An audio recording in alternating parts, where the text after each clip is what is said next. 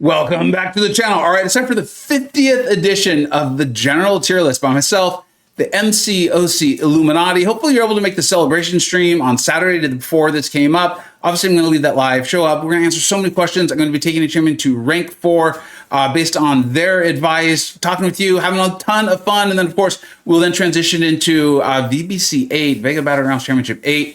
Andrew the Rough versus defending champion Barrowman. Does it get better than that? We're going to have a hell of a stream, a lot of fun. But we're doing the 50th edition here, and we've learned so much along the way. And today I'm going to show you just kind of like how much of the genius of the Spreadsheet Wizards is in this sheet, how to utilize it as we continue to talk about these champions and have a lot of fun together. All right, let's go ahead and get started with Mystic. And remember, we've been saying this for 50 months now, even more than that.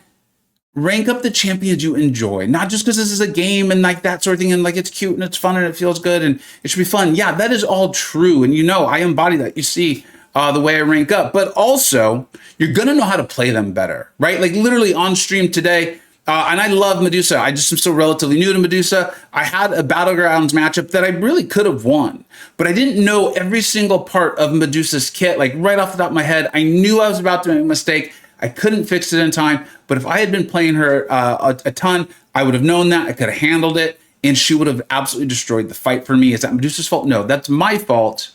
And just an example of like, if you know the champions, if you play them a lot, you're going to know those interactions. This game is massive, and there's so many like hard to see interactions. The better you know a champion, the better you're going to do. Rank up if you have fun playing, because the more fun you have playing a champion, the more likely you are to know all those interactions. All right, now let's go ahead and start with Mystic. As usual, we're going to talk about the champions that we know or that have the microphone next to them, right? And Mystic A will make us that spreadsheet. I'll put it up on my blue sky, the whole thing. It's awesome. Now, my first rank 4 ever was Kushala. She's been nothing short of like amazing. She was amazing as a rank 3. She was amazing in rank 4. Anyone shocked? Absolutely no. Remember, dual immunities. She places that ignition buff on the opponent. She can then nullify that with her SP1. You can go to her SP2, place the soul barb, right? And those work out really well together as far as like how they help each other out. It would take for a long time. I've done full videos on explaining exactly how that works out, but there's a lot of fluidity and she has tremendous flow there, right? Now, if something really disrupts her, that speed of hers goes down significantly.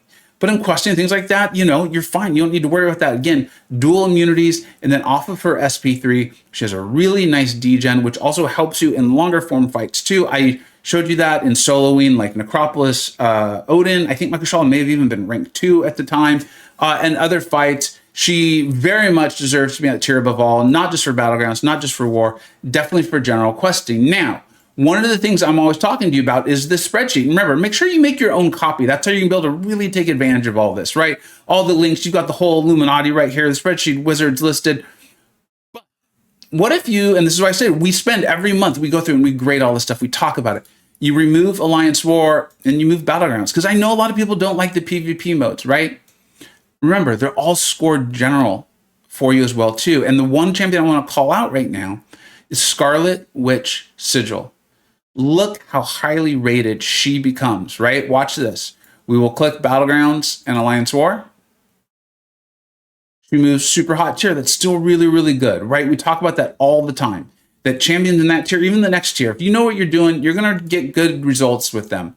But remember, that's all of their scores added together. You remove that. You're not interested in PvP. Scarlet Witch Sigil jumps tremendously. Now, I've recently done a video on her. And do you need to go out and get the sigil for her? No. No champion in the game is a must-have. You got to go buy. You got to spend. No champion in the game is like that. It's a really awesome thing. I played back when you had to have very specific champions. I don't know. That's a discussion for another video, another time. You don't need to have her. But if you do have her, and Reed's been shouting this out on my Discord server for a long time, now, I paired her with Quicksilver in that video, and the results are insane. Like, part of me would put her in the tier above all if that synergy is included, and we try very hard not to include synergies in this. It's about a reasonable, how good the synergy champions are and that sort of thing. But she's graded without it. She has that on parry, all on well-timed block nullify. You can block the unblockables. You have tremendous damage. When you have that synergy, her SP1 is critting for insane numbers. So just the SP1, but then you can build up to the SP2, all those debuffs that she has available to her. And that's on top of, again, the tremendous degen damage off of her SB3, a absolutely phenomenal champion, really like and Reed was saying that like an archetype mystic that does nullify, right? Because I was talking about that a lot with like Isophine. I think she is phenomenal this way and very deserving of that ranking. I'm looking at Kushal a little bit there. I think we might need to take a look at her general scores because I do think she should still be in the tier above all, but that's a problem for future me to handle. Really wanted to point out Scarlet Witch Sigil there and how if you use these checks boxes based on what you're looking to do, it's going to be extremely helpful to you. All right, let's go ahead and take a look at Cosmic.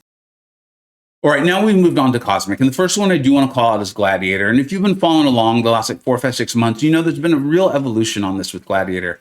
I now really recognize the power. And the sticking point has always been what I grade and call the flow, right? And I've talked to Illuminati about it. We all kind of seem to have a pretty good consensus on what it means and how to evaluate it. And I think his is really not good for a champion that's as powerful as he is, because he is incredibly powerful. The kind of idea behind it is like, how easily can an AI or a node set throw you off what he's trying to do? Like we talked about with Kushal, like a node or an AI can definitely slow her down. It can slow down almost any champion, but does it fully prevent what's happening? Like, does her ignition buff fall off and you just lose your whole loop and you've got to start all over? And I do think that happens a lot with Gladiator. However, there's a lot of people on Illuminati who've like had experience with him, or they're like, fine, but his damage is so good and the ability to do various damage and then the utility and the various debuffs he can place are so very good. I do think they're right. This is always about getting out the best information possible. There's a whole team. You see all of them there. Somebody like, whatever, you know that their credentials and how great they are in their channels. I'm not going to sit around and be like, no, I think his flow is bad and pout and kick my feet and all that stuff. He may get demoted at some point in time, but right now, this makes tremendous sense. It does make sense to me. I enjoy playing. I've pulled him a bit more, getting the SIG going. It's going to help me out with like armor up buffs and those sorts of things. So I did at least want to call you out. So you're just like, is he insane? Like, what is going on? All right, we'll now move over. I just want to quickly call out Corvus Glaive's demotion. Yes, part of this is the nerf to power back boost, right? Or the class boost, I guess they've always been called. I did not know that. And in War, and a lot of what was keeping him highly rated was his War rating, because he's not that great in Battlegrounds. And also in general questing, your at content, your EOP, those are large health pools. And you were running out of his charges before you could get your charges even going. You needed a synergy partner with Proximate Midnight to get his like evade counter going, if I recall correctly. And so he's still good. He's still great. And I think he's probably still going to do massive stuff in War. The vast majority of this was just like, hey, it's really just War, where he's really shining, still a very good champion, but he has been demoted to the 3rd tier. Now, as I'm enjoying doing this, and I think this is something we're going to regularly start doing in the videos here. You let me know if you're like, hey, we don't like it. I'm sure you will let me know. But I did want to point out there's a large jumper here, and it is actually Odin. Now, because of all the EOP content, the Koreans, all that stuff that's come out, I've been using Odin more. And I went and I looked at the sheet and I was like, God, his scores look correct, but he's not feeling correctly ranked to me, like where we had him. When you have the checks boxes, he's in the super hot. And a lot of that's due to he's not getting actually used for fights that often in War. Doesn't mean you can't do it, but he's not getting used. A lot of its time is he is the pre-fight guy, right? Placing buffs for a lane that needs those, or of course his shock resistance, I think it is. A lot of us aren't using him in Battlegrounds because a lot of us have better options. But we talk about this a lot too, that yes, that's part of how we grade them. However, like even your 6s in our Battlegrounds tier list are doing phenomenally. And I thought, and I really looked at it, and for me, it was actually 2 things, and I did adjust them. I think his Battleground score needs to come up just 1 point, and I'm going to fully talk to the Illuminati about that. But then also his flow. He is insanely hard to knock off what he's trying to do, right? He even gets like the Energize buff, if I recall correctly, what it's called. And that's helping you out. And then the True Strike is off of the SP1. So it's very accessible. He has the armor ups, which make him incredibly tanky. This definitely is a champion that if PvP is not your be-all, end-all, I think you really want to hold him in higher regard than he's listed if we have the Battlegrounds and War box checked. But also, he's usable in those modes as well. There are still so many champions I want to take to rank 3, and he is very much on there, not only because I enjoy playing him and he's useful, but I want to test this more thoroughly myself. If you have strong feelings on Odin, let me know. I'm very interested in hearing about them.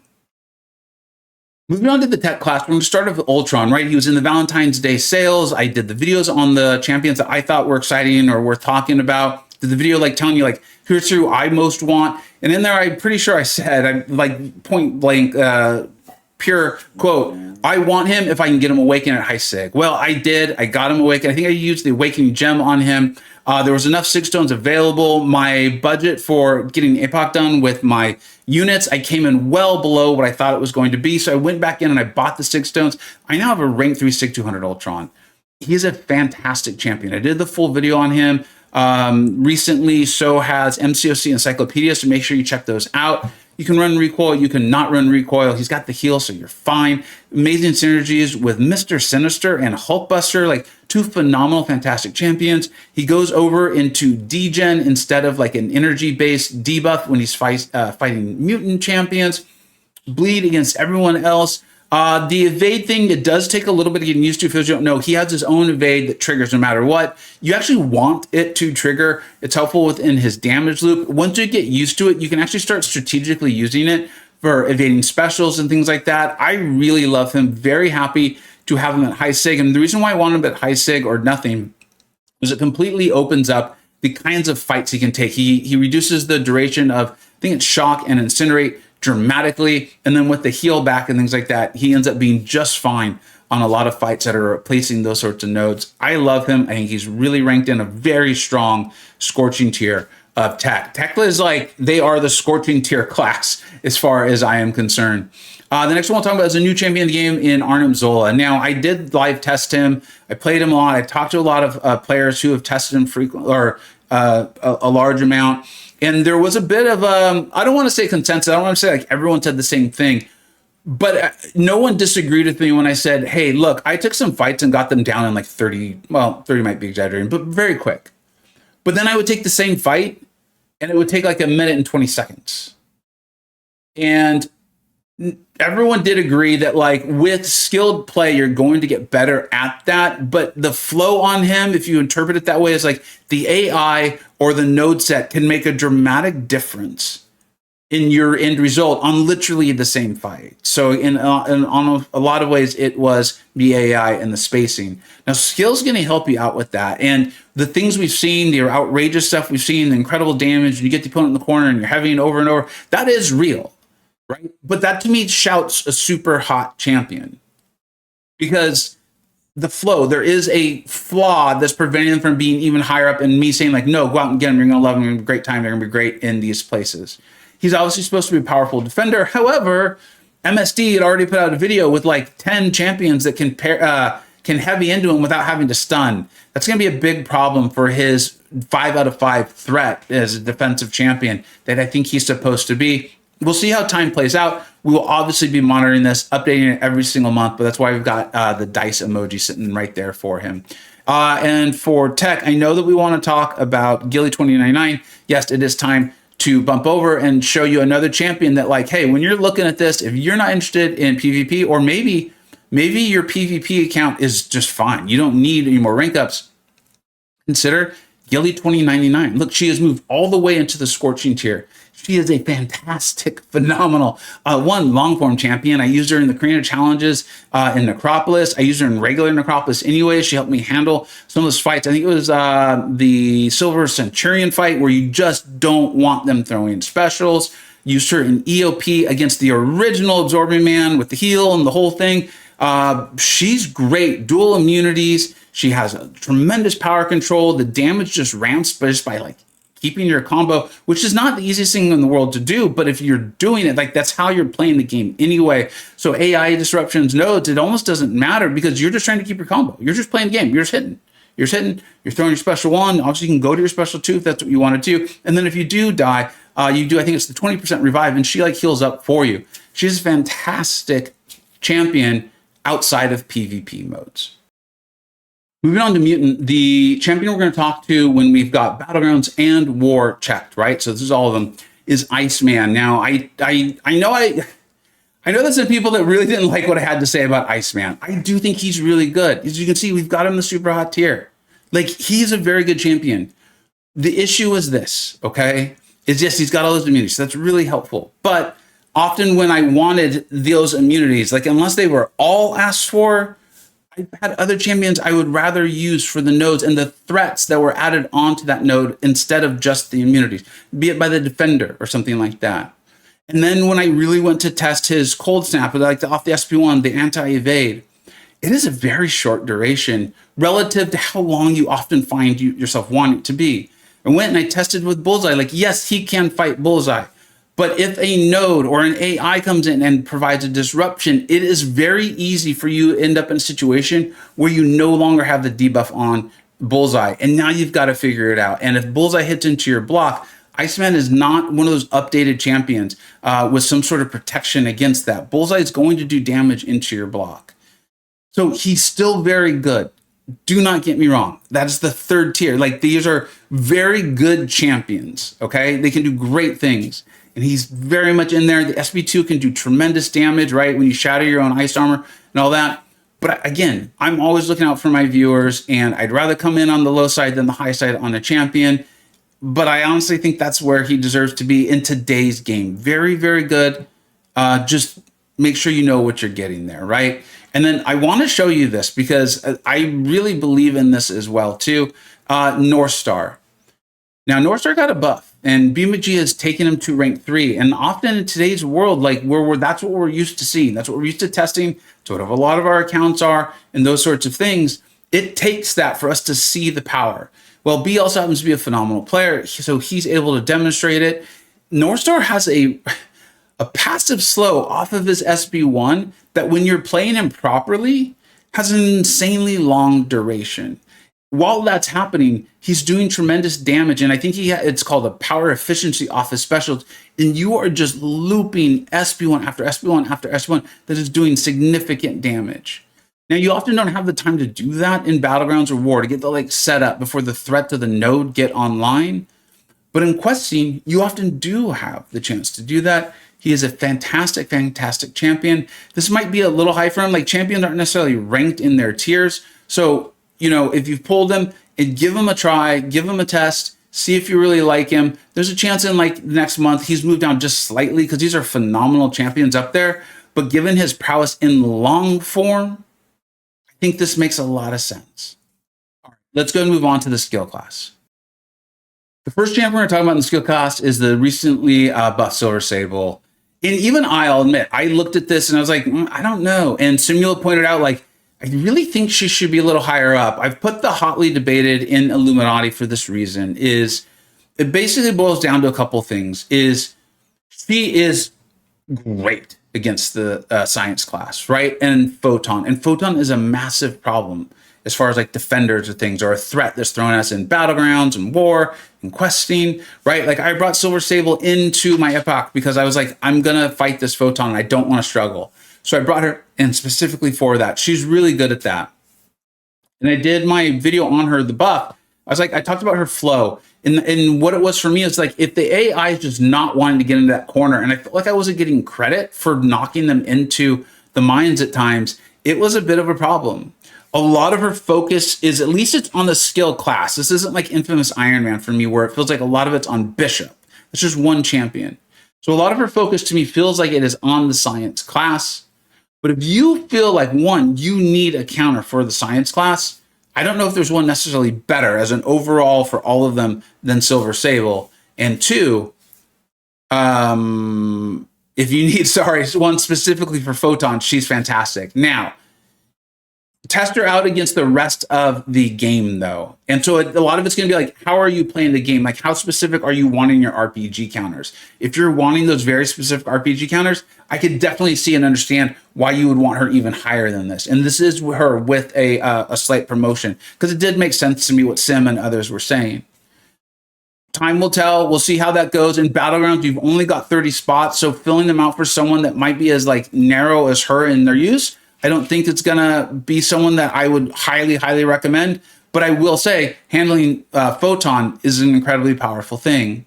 Now, I've unchecked the War and the BGs ratings, and I want to show you Cheetle.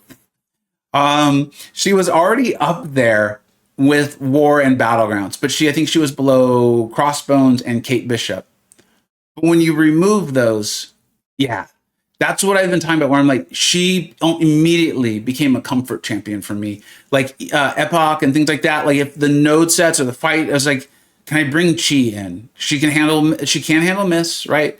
But really her bread and butter is unstoppables. It's just off of her SB1. And then you can just focus on your axe attacks. And if you can, refresh your the bleeds. It's not a full refresh. I'm trying to remember. I think it's a pause.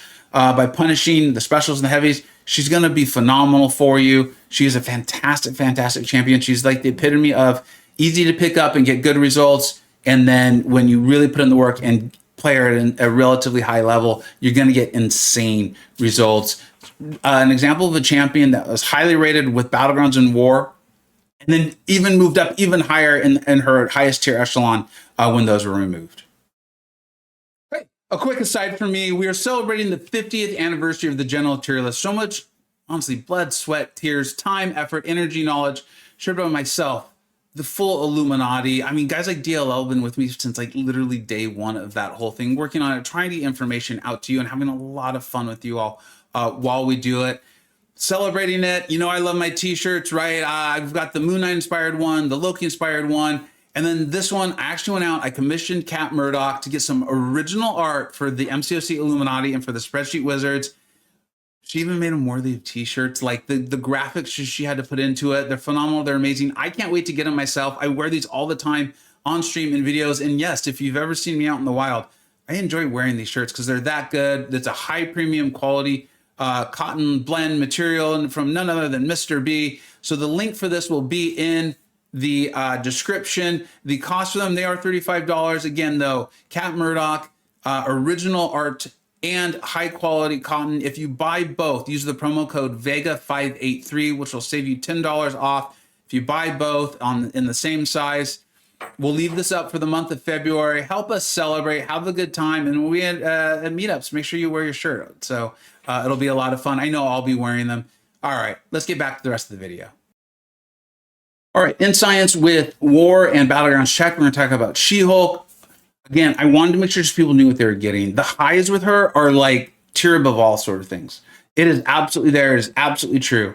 I just feel very strongly that with an AI or node disruption, you may never even get her off the ground. Her ramp, getting her furies going, getting the opponent throwing specials. But if you do, you're going to have a good time. She can do tremendous damage. I showed that. I think I ended a fight with a medium crit for 50,000.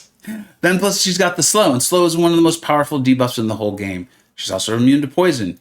If you compare her with the Mr. Fantastic pre-fights, she does even better. Mr. Fantastic's not available as a 7-star. If that's not where you're at in the game right now, then who the heck cares? Use your 6-star. He's a great champion.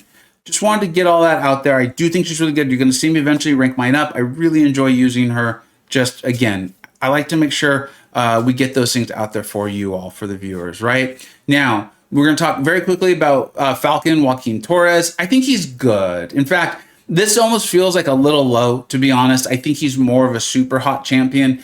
And then if what he does starts being asked for him, this is where we grade champions on the meta. Because right now it's a little bit like, I see it, but I'm not sure where I would use him over other champions. However, he is unique. So as soon as that starts being asked for, and I'll tell you what the thing is, I think he will go up in prominence. And I think his damage is actually better than this. But again, we like to start off conservative. I'll put the dice emoji up on him. That's obviously just a mistake on my part. Here's what I will say about him is if you can get him awakened, he's going to start the fight off with that slow. And then you can just keep it going. There's nothing else like that in this game. So if there's a fight that really requires, you need that slow and you need it now, he's potentially going to be the best option for it. He does other things as well. And if those start being asked for, you're going to see him promoted. The highest I see him going, though, right now, without like a massive change in what we're being asked to do, is low scorching. I personally see a super hot champion, which is a good champion. It's a great, like She-Hulk's there. Look at that. That if you want to rank them, if you want to invest in them, you find them fun, you're going to do a lot of really cool things with them. Great addition to the game, Falcon, Joaquin Torres. Now, we will unclick this, and I think this makes a lot of sense. We had so much fun on the final path of Epoch. I purposely saved it because I was told I'd be able to use Sentry. He was done with his smoke break. I got him off of TikTok, got him focused in, took him to rank 2, and it was just the lane where you just needed to land debuffs, okay?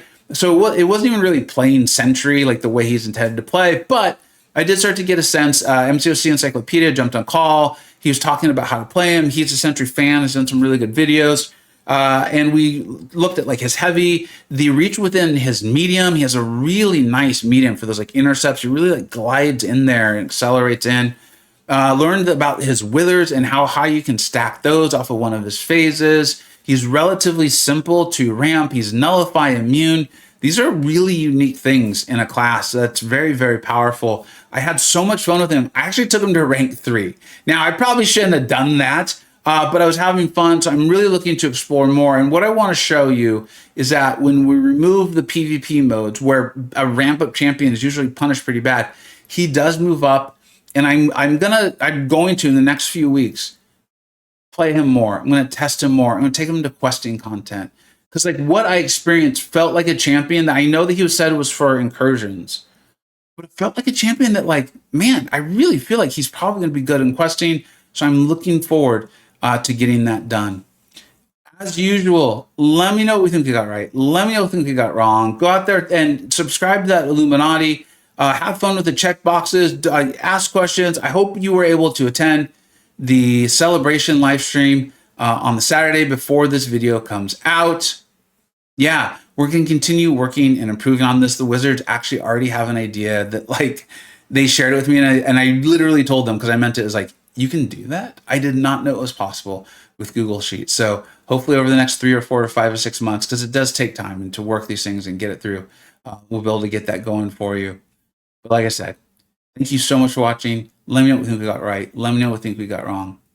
Take care.